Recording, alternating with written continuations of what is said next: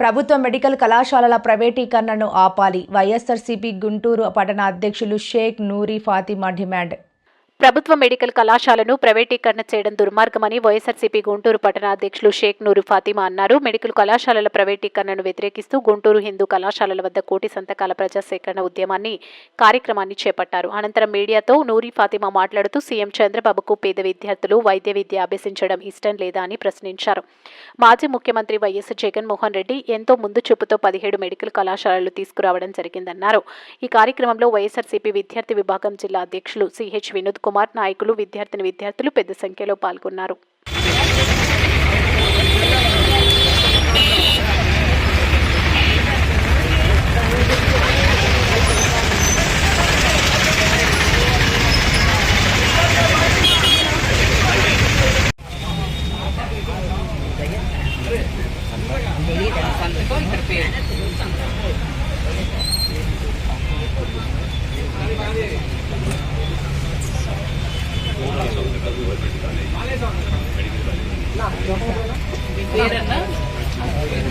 ఏం పేరు?